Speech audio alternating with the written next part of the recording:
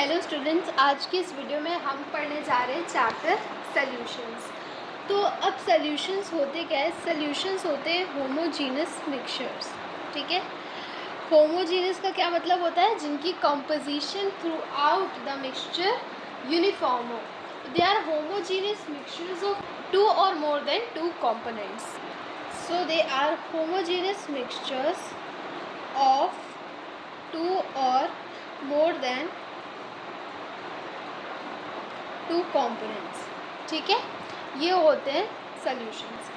अब सॉल्यूशन के दो पार्ट होते हैं, एक होता है सॉल्यूट और एक होता है सॉल्वेंट। ठीक है, अब सॉल्यूट क्या होता है? अगर हम लेमन लैंग्वेज में समझें तो सॉल्यूट एक ऐसा कंपोनेंट है जो सॉल्यूशन में कम क्वांटिटी में प्रेजेंट हो, और सॉल्वेंट ऐसा कंपोनेंट है जो सबसे ज़्यादा क्वांटिटी में प्रेजेंट हो, तो हम इसको कहते हैं सॉल्यूशन।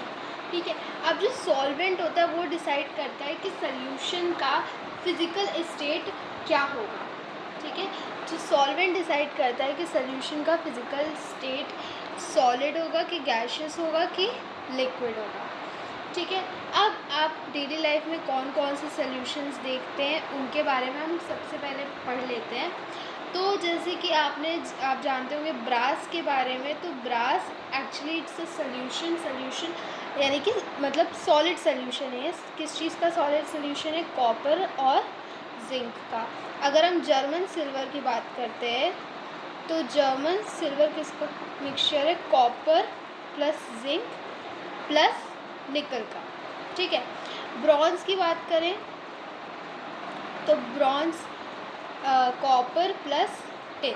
ठीक है, इसका मिक्सचर है। अब आपको पढ़ना है इंट्रावीनस इंजेक्शंस के बारे में। इंट्रावीनस इंजेक्शंस को सॉल्टी वाटर में डिज़ोल्व किया जाता है पहले, मतलब ऐसा पानी जिसमें सॉल्ट्स हो, तब उसको हमारे ब्लड में डाला जाता है ताकि वो उसकी कंसंट्रेशन और हमारे ब्लड प्लाज्मा की कंसंट्रेशन सेम हो। ठीक है, अब इस चैप्टर में हम सॉल्यूशंस से रिलेटेड कई सारी बातें जानेंगे, और सॉल्यूशंस बेसिकली हम यहाँ पर बाइनरी सॉल्यूशंस की बात करें। बाइनरी सॉल्यूशंस मतलब उसमें एक सॉल्यूट और एक सॉल्वेंट हो, मतलब दो ही कंपोनेंट्स होंगे, उसके अलावा नहीं। ठीक है, सो सिर्फ एक सॉल्यूट और एक सॉल्वेंट, ये हो गए हमारे बाइनरी सॉल्यूशंस।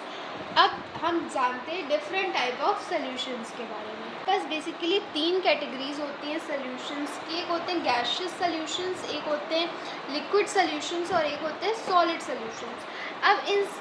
अब जो हम इसको नाम देते हैं वो बेसिकली उसके सॉल्वेंट की कैटेगरी के अकॉर्डिंग नाम देते हैं। अगर हम गैसियस कह रहे हैं तो मतलब कि उसका सॉल्वेंट गैसियस है, लिक्विड कह रहे हैं यानी कि उसका सॉल्वेंट लिक्विड है, सॉलिड कह रहे हैं यानी कि उसका सॉल्वेंट लिक्विड है। तो यानी कि हम इन सभी केसेस में सॉल्वेंट के स्टेट की बात कर रहे हैं। ठीक है, इन सारे ही केसेस में हम सॉल्वेंट के स्टेट की बात कर रहे हैं। सॉल्यूट अपने फेजेस को बदल रहा है, लेकिन जो हमारा सॉल्वेंट है वो सेम स्टेट में है हर कैटेगरी में।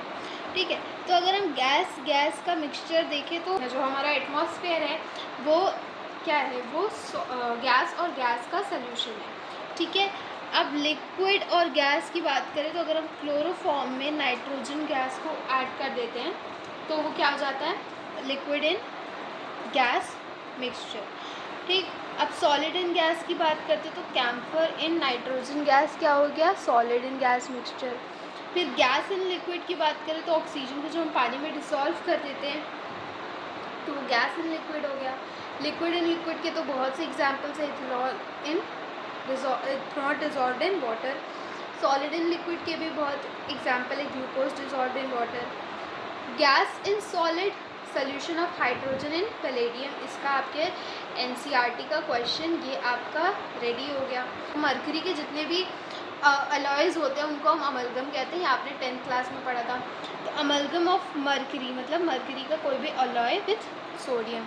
अब हम सॉलिड एंड सॉलिड की बात करते हैं तो अभी जो हमने स्टार्टिंग में पढ़े थे जितने भी अलॉयज़ होते हैं वो किसके मिक्सचर होते हैं?